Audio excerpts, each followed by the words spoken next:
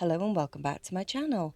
My name's Aggie and today I'm steering a little bit away from Girl World and I've decided to have a bit of a look at some stuff I keep on seeing on Law and Crime and a few other shows, and I was curious because I don't know whether or not this is a trend that is happening more or whether or not the media has just decided to cover it more. Do you know what I mean? It's when you don't know if it's there's just been more visibility brought to something, so it's just making you think that there's a rise in this type of thing. I'm still a bit on the fence about it. So today I'm going to review a video that's on this subject by Law and Crime. I will put their link in the description below, and I'm not going to spoil it. Let's just get into it, shall we? Okay, I just need to know something for a minute. Why do men have to be so creepy sometimes? This Georgia high school teacher And it is what it is. Both men and women can be creepy. Media, but now she is facing charges for allegedly doing something beyond creepy. Danielle Weaver is under arrest for allegedly molesting a student. What more we're learning about this mom, this wife, this teacher, now an alleged predator. We're on the case presented by Law and Crime. I'm Chris Stewart. And there, guys, we have the subject of this video. And I don't know if you have seen the same that I have, but there seems to be a lot more cases of female teachers that are getting arrested and tried for molesting their young male students. And it's just a wild thing to me to see this repeated again and again. And this was just a recent one that came across my feed, so I thought, let's have a look into this one, see the situation and kind of comment on it. So yeah, let's go. And she does TikTok as well, which, you know, that could be curious too. Once again, we are talking about a teacher accused of Hello, crossing Chris. the line with a student in a major way. A teacher, in this case, who appeared to be kind of the fun one in school. We all might have had a teacher like this growing up, the one that shows up full of energy, that makes the process of going to school and learning enjoyable and fun. A blue raspberry fruit roll up, and I put strawberry ice cream in it. It's really good. Listen. And it's crunchy. Got my sweet pregnancy fix on tonight. So this is one Okay. My first reaction to that is, I don't know whether or not it's the filters or anything, or if it's going to actually say her age, but how she looks there in comparison to some of the pictures that they showed briefly, she looks way younger there, and so it could be filters. But when I look at her there, she seems to me, both in looks and demeanor and subject matter, to be like, kind of like, not like necessarily as young as like a teenager, but young, if you get me. You know, the whole kind of like, oh, my prince and my treat, you know, my treat, hee hee. And there's nothing wrong with being youthful. I mean, at all. There's nothing wrong with that. But do you see what I mean? It's just a feeling I get just from watching that little bit. So it could be that this is one of the TikToks that Law and Crime have gone back into her back catalogue. I don't know, and it could be from a few years back. That's possible.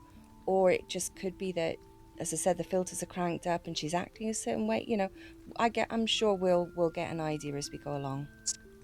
several videos we found of Danielle Weaver on social media. That one is from her TikTok. It really appears that she was active on social media. Weaver was a See, she looks a bit older there. at Lee County High School in Leesburg, See there, I'd Georgia, say she's a mid-30s. small town outside the small city of There, Albany, I'd say Georgia. she's We're coming up talking to about 40. 2.5 hours And roughly from please Atlanta. don't think that I'm not trying to be shitty in any way. And you might look at that and think that she's way younger or older or whatever.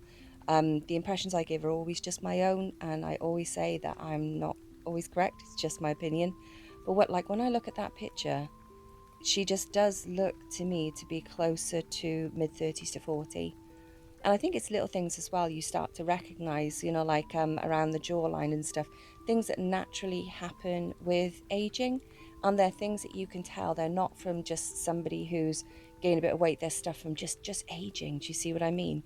So, like, when I look at that image of the woman in comparison to the TikTok that we saw, I'd be really, really curious to see if these were from the same time. Because if they were, to me, that says you've got a woman who has one life, which is the reality of her life, which is this, and then another life, which is kind of potentially cosplaying in a way as somebody who's younger and carefree.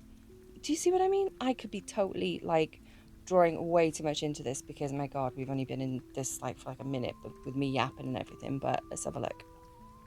Now, before we get into what we know about the case against Danielle Weaver, You see, look at that. here's what we're learning about her. Beyond reportedly being a 9th grade teacher at this public school of roughly She looks like she's in her 1,400 20s there. students, we also have learned that she was married, And there. that she is... Do you get what I mean? She looks like she's in her 20s on that TikTok. But you look at her there and she looks like she's nearly 35 to 40. That's so weird. Mom to 2 children. Two On kids social as media, well. she posts Oh, pictures dear. with her husband. It's a beautiful and photo, he that one. appears to be taking action after Love the Danielle's colours. arrest this month. And we'll again, talk more yeah, about that even in just that a moment. one. And listen, it is always Lovely so photo, shocking when you see but cases like this. No that's a matter woman who the I reckon is person 35 to who is 40. accused, a person who is given a position of trust, in this case a teacher, Difficult and to tell trust with that that one. allegedly was violated in a major way. But then on top of it, when you see their home life and you see the fact that they were married, the fact that they have kids, you just wonder how it got allegedly to the point where something like what we're talking about happens. And the Here big is thing another is video from allegedly, isn't TikTok, it, and at this this shows point. Danielle Weaver dancing with students, and this is a post talking about how students need to be dressing appropriately when they go to school. Now, at school, Weaver, again, she appeared to be a fun teacher, someone who brought a lot of fun energy to the classroom. She's posting these TikToks. Seems like she was someone who made herself very accessible, the kind of teacher that doesn't have a massive Yeah. age gap either between students compared to someone who has taught for decades in the... But then you see, if we apply that same kind of logic to a male teacher and somebody who, again, allegedly is a predator, they were always the ones that are talked about as being, oh, he was really nice. Okay, you get some which are talked about as just we're out and out creeps. But a lot of the way that we talk about predators in general is that they're approachable, they're nice, they're kind, they're available, emotionally, and this is how people, whether it be men or women or whatever, get drawn into it. That's the whole MO or whatever with it. So again, it's interesting the way that we talk about men versus women and women versus men in these kind of subjects, because obviously he's saying, oh, it's really strange because she was so nice and she was always the one that everyone went to. I'm kind of taking liberties with what he said. I'm just kind of putting it into my own words. But then that's also the game. It could also be that she was genuinely that kind of lovely person, etc. But then also that's kind of how these things go. classroom. Weaver is 29 years old, and she might be the kind She's of teacher 29, that a child okay. can relate to and trust. Hey y'all, so it is 6 o'clock and I am just now getting home from work. So guess what I got? She's 29. Chick-fil-A. Weaver also loved sharing her personal thoughts, personal experiences on social media. Here's another one here. Okay, I just need to know something for a minute. Why do men have to be so creepy sometimes? I am leaving Burlington. All I have to do is go in there and return something, minding my own business, okay? And then I'm walking out. So I'm still just sitting here thinking about, my God, she's 29. So you've got somebody then that's 29, because I vastly aged her then. I aged her by actually not too bad. I aged her by around 5 years. I said around 35 to 40. So she's 29. Then yeah, by around 5 years. So I was off, but it could have been worse. Okay, I'm trying to save myself. Shut up. But what was I going to say? I think as well, the thing is, my personal opinion is that I do understand wanting to bridge the gap and stuff. And also, I think obviously everybody does have right to social media. But I think, again, it's making yourself accessible. You know, I think that if you're a teacher, in my crusty old view, there needs to be some kind of line there. And I think there's a point where you can become too accessible. And if you're the teacher and your students potentially have your TikTok and they can watch you outside of the structure of the schoolroom, and they're watching you, you know, they're seeing your house, they're seeing your thoughts about stuff, and especially like this, if she's recounting a creepy moment, you know, they're seeing stuff which is not really meant for them, but they're also then getting access to you on a level that blurs those lines in a way, if you get me.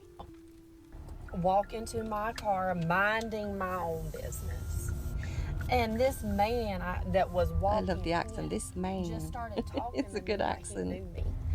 And asked me, what kind of vape you got? I didn't have nothing in my hands. All I had was my purse strapped around me.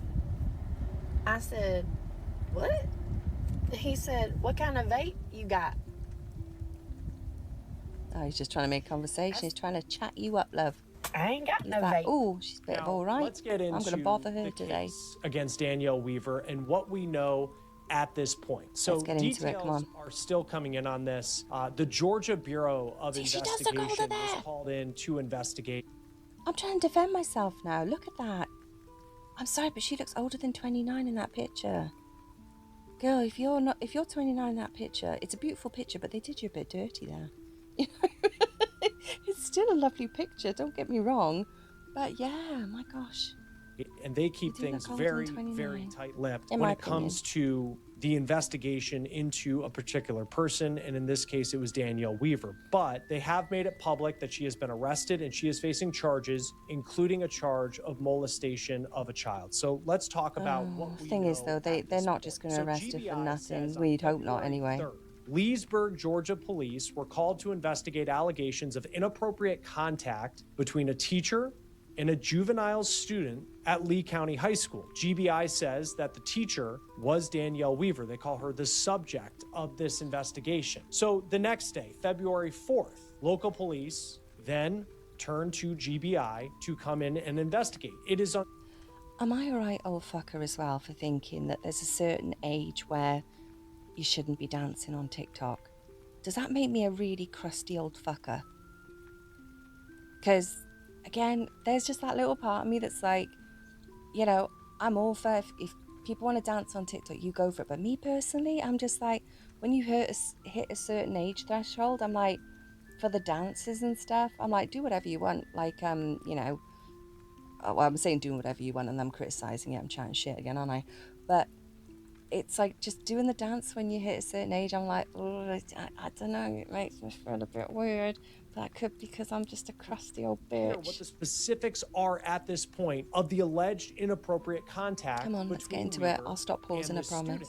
All law enforcement is saying is that the student was under the age of 18. It is unclear if the victim was specifically one of Weaver's ninth graders, which would mean they were roughly 14 or 15 years old. Now, it wasn't until February 17th that GBI filed warrants for Weaver's arrest. And right now she is facing charges of child molestation, as well as a charge, also a felony, of improper sexual contact by employee, agent, or foster parent. These are very serious charges. Now, according to Georgia law, Weaver could face between 5 and 20 years in prison if she was found guilty. That's her whole life gone, you know? Charge, which is a felony, and she also would potentially have to register as a sex offender. Now, on that improper sexual contact charge, that's also a felony, and that could also mean that she would face prison time. She's 29 years old. We'll see how this plays out. This is still very much in the early stages of this investigation, but you think of those sentencing possibilities if this were to go to trial, which would be a long way down the road. It is important to note that And you thing is, you think about her family. She's got 2 kids, a husband. There's going to be everybody in their circle, parents and stuff. This, like, what happens with her, it's like a drop in the pond, isn't it? And the ripples just go out and out and out. And so if she has done this, it's like, oh, because how are you going to come back from that in the eyes of, I don't know, everybody, unless you say, oh, well, it didn't happen or this person is lying. But if they've got the evidence, again, they're more than likely they've got something on the phones, I would think. FBI is keeping things very close to the vest, and we don't know the specific evidence that law enforcement has on Weaver. Usually phone As stuff. always, these are allegations. She is innocent until proven guilty. There Yeah, is no that's doubt, true. though, that this is shocking for a lot of reasons, that a teacher would even be accused of something like this. It's also It's not shocking nowadays. I've seen God knows how many of these on your channel, Law and Crime. February 3rd and then the 17th when the charges were filed. That is the time frame where GBI, it appears, really sunk their teeth into this investigation and then found enough probable cause to bring charges against Danielle Weaver. Weaver turned herself into the Lee County Jail on February 18th, where she was held on a $50,000 bond. And at this Yeah, point, they've got local media something for says that she has $50,000. been released. Now, she They've is got considered something. a former teacher of Lee County High School. In a statement to parents obtained by local TV station WALB, the Lee County school system said this, quote, reports and rumors are circulating concerning alleged inappropriate contact between a teacher and student in a Lee County school system school. We, at the 9th grade campus, can confirm that there is an ongoing legal investigation involving law enforcement concerning the alleged conduct of a former staff member who is no longer working for the district. Yeah, they're making sure they drive that down. A former staff member who is no longer working. Acted immediately to ensure the safety and well-being of students, as well as to conduct a thorough investigation. The individuals who have been directly affected have been contacted. The district will continue to cooperate with law enforcement as well as with those affected to ensure that no obstacles to resolving the investigation exist. The safety and well-being of our students remains our highest priority. If you have any questions, because that's another thing with, like, it creates a whole uncertainty for the school and, potentially what's going on in that school, even though more than likely you would hope it's just this issue if she has done it, If they have reasonable cause to believe that a child has been abused or neglected, and this includes allegations of sexual abuse. GBI has not said how this case was first reported and who came forward with these allegations. Now, as we mentioned, Danielle Weaver is not only accused of being an alleged sexual predator, but this is a person who had a home life as a mom and a wife. And it appears that her husband has filed for divorce in the wake of her arrest. The filing was put in on... Okay, that says a lot as well, right? If she's got a 50 grand or whatever it is bond, all those charges, and the husband's divorcing her, I think whatever they've got on this lady, it's pretty solid. And my assumption, again, from these videos that I've watched, is that they've got stuff on the phone. What typically tends to happen that I see in these videos is that either a parent or somebody hears the boys talking about it and then maybe pulls one aside, or one of the boys' friends, because you know what, these are young boys. If one of them's getting into something like that, he's going to be telling his mates, and then his mates tell mates, because they're kids at the end of the day. And then all it takes is for one of them to talk with their parents about it and all of this kind of stuff. And I've watched quite a few of these law and crime videos where they talk about this stuff, and it's usually what happens. One of the lads ends up who's got a good relationship with his parents, talks to his parents about it, the other parents flag it, etc. You've had other circumstances where the parents of the boy that's being abused has actually gone through their phone and found the inappropriate text messages. Because a lot of these teachers, what they're doing is that they've got their social medias open, they've got these kids on their social media, and then after hours, these kids are reaching out and they're talking. A lot of these teachers have been communicating via Snapchat with these kids, and then it kind of goes from there, and it's, and I think And as I said, I ponder it. And is it just that even though these are still kids, that because of the internet, that they're exposed to more stuff at a younger age, that they appear more world wise than they are, because they are still fucking kids. But they know more, if that makes sense. They know more than kids would do a few generations ago, because they have access to the entire world at their fingertips, internet wise. They have access to pornographic material, at the drop of a hat. If they know how to work a VPN and stuff like that, or whatever, they can really get and share all this stuff amongst each other's phones and things like that, really, really, really easily. And I mean, this stuff is in their faces as well. They don't even need to search for it. I mean, you go on TikTok and you see, because with the rise of OnlyFans and things like that, and the stuff on Instagram, it's not so much, you have different levels now, don't you? You have like porn, and then you have like the kind of the OnlyFans, and then the influencer type stuff, where everybody's kind of got their bits out and things like that, and that's not behind any sort of paywall. It's just people being on social media, flashing what they've got, or advertising their potentially OnlyFans by putting pictures of them where they are looking all seductive, but it's not like crossing a line of revealing where they would get in trouble for it. Like, and my point being that these young lads have access to all of this, and they're exposed to all of this way younger. Even when we're talking about movies, like movies used to be quite, it used to be quite strict. You'd have like the PGs, you'd have, I think, the 12, then it would be, was it 15, 18? I know that there is a different rating system in America. But that was kind of how it was in Britain. And the 18 films were like you had to be over 18. They were super, super strict with it, like places. If it was an 18 movie, like, and you didn't look 18, you could go fucking jog on. Um, and that was a lot of like the kind of bad stuff was hidden behind that, or the movies were banned. Whereas nowadays you see a lot of stuff that would have been back in those days behind an 18 rating is now available to 15 or a 12. People are way more desensitized to a point. So is it that these young lads are, because of that kind of stuff, they are appearing and acting to a point older than they actually are? And so these teachers who are, it's like, it's, again, I'm rambling a bit, but I hope you come with me on this rambling journey. But it's like you have these young boys that are kind of pushing further than what they are in their age versus the mentality. And on the other side, you have these teachers, like with this lady. She's 29. That's very and she's got she's two kids, married by 29. And to a point, is it that, she's still like kind of young, and she would have spent, I'm assuming, a lot of her 20s um you know going through the marriage and the pregnancy, and the caring for young babies and things.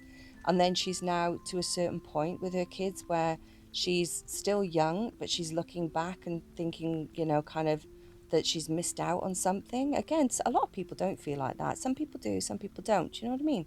It's very dependent on the individual. But I'm thinking she would have spent a lot of her 20s either doing the marriage thing, getting pregnant, going through pregnancy, and taking care of the young, little ones as well. So so is she like mentally wanting to go backwards, and the young lads are mentally wanting to go forwards in age, and then they kind of meet in some really fucked up way in the middle? Because again, like I said, me being a, crusty old judgmental minge bag, sitting here going, oh well, doing a TikTok dance at your age, it's like, eh. But if she really wants to kind of just still keep that youthfulness, then maybe that's it. Or maybe I'm talking nonsense. So thank you for coming to my TED talk. February 19th. That's a day after Weaver turned herself into authorities on those charges, including child molestation. The document shows that Weaver's husband left her on February 5th. They've been separated since then. That is the day. And wrong, right of course. after Not just GBI stupid, but was fucking called in. wrong. The filing also says that the marriage is irretrievably broken. Weaver's husband is now filing for custody of the couple's 2 children and for possession of the couple's home. The divorce filing makes no mention of the criminal case that Danielle Weaver is facing. And as of this morning, this criminal case against Danielle Weaver has not officially been filed. Her husband, her when home. she is next due in court. Her Joining job. us now to talk more about this case is Reagan Charleston Thomas, civil litigation attorney. Thank you for being with us here on Law and Crime. Hello, I know Reagan. you investigate cases like this one that we're following today out of Lee County, Georgia. Danielle Weaver, this 29-year-old, she was Again, just going to interject quickly. If she did do this, obviously it's alleged, but if she did do this, for the sake of just trying to recapture a slither of your youth and to have that little bit of excitement in a life that you chose to dedicate to marriage, kids and stuff, to have that little slither of excitement, and for that to be, and for your world to be worth risking. Do you see what I'm getting at? It's like she sacrificed, if she did do it, she sacrificed her whole world for this one slither of just regaining that. And I really wonder whether or not it was worth it. 9th grade teacher, now facing Because obviously some something was broken charges. There is a lot that we don't She wasn't know. happy if she did do In it, this you case, know, some of the so it makes specifics you have wonder. not come out as of yet, but what do you take away from what we do know at this point? Well, first and foremost, it appears that the mandatory reporting laws and rules have worked. So the school did report to law enforcement, and we don't know when, what their level of notice was at this point, though. Had they received prior reports of inappropriate conduct with this teacher? Did they report immediately as soon as it was brought to their attention? That is going to be key in understanding what happened. There are not many details that are available at this point, but it does appear It's that an open things case, really, isn't it? moving forward are being handled appropriately. Yeah, because I know from just what the Georgia Bureau of Investigation have said thus far, and they can be very tight-lipped in cases, especially with such a sensitive nature like this one, that initially the school says some information came in on February 3rd about allegations. And then it seems it took a couple of weeks until it was announced that Danielle Weaver was facing these charges, child molestation and improper sexual contact by an employee. And then she ends up bonding out of jail on a $50,000 bond. What do you make of the time frame of a couple of weeks between allegations come in February 3rd and that amount of time until They've got to investigate it properly, don't they? In Georgia. Well, I'm not sure what kind of investigation takes place. And so you're saying that they reported to law enforcement on February 3rd? Yeah, according to GBI, it's on February 3rd that the allegations to the school started to come in. And then at that point, but the school didn't say, they said they took proper action, but it's unclear whether it was, paid administrative leave, whether it was, I know she's a former. Again, if they're saying the allegations to the school, what I think that sounds like is that one of the boys' parents found out about it or something like that. So one of the boys, either the boy that it happened to or his friends, one of their parents found out about it and went to the school to say, look, the boys have been talking about this stuff. You guys are mandatory reporters. You need to look into this, because maybe they got a hint or they'd heard that something was going on, but they weren't sure. So they just went and thought, right, we'll let the school handle it because the school would be better able to do what they need to do. That's what it sounds like to me. And good for the parent, if they did do so it. So many of these districts, they take different approaches when these type of allegations come in. Should be but taken when you as serious as it investigate on, would be if it was a man who was doing it. Well, often in these cases, you're not seeing, a sporadic kind of violent act. It's usually through grooming, right? And so the warning signs are typically very clearly seen, especially from a parent's perspective or a teacher's perspective or someone else in the staff. You're looking at typically these employees that are giving special attention to any one student. There's often after hours meetings, there are special tutoring sessions there's communication that's taking place outside of the academic settings, That's closed more, door I'd say. meetings, there's boundary testing, there's Yeah. isolating the child. There are so many different warning signs that are, outwardly visible and perceivable. And so that's something that, looking at the interactions between staff, the accused, and the other children at the school, those are things that you'd want to examine and just. Okay, she's just kind of getting into the legality side of from the school. But just to kind of close out this a little bit, like from what she's saying, I can imagine it's so hard because, you know, tutoring after school, I imagine, is kind of part of what teachers would do to a point if you've got somebody struggling. I guess as long as you're reporting that in the right way, you're making the school aware that you're doing this, I guess that could maybe protect them, protect the teacher and the student, from anything weird. But then also, like, paying special attention, yes, I guess to a point, but I mean, there's always going to, I think a teacher's always going to have favorites, even though that maybe shouldn't happen. But I think you're going to have students that are going to be potentially more engaged, and maybe a teacher's going to be more could be seen as being more attentive to them. I don't necessarily think that that's a big warning sign. It's maybe something to take note of. I think the big things for me would be any sort of contact outside of the classroom. I think that to me would be one of the biggest things, is that how much contact does this teacher have with my child outside of this structured setting?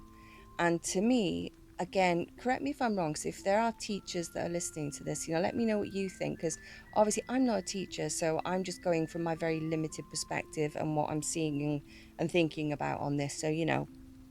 So forgive me if I'm kind of, again, chatting shit.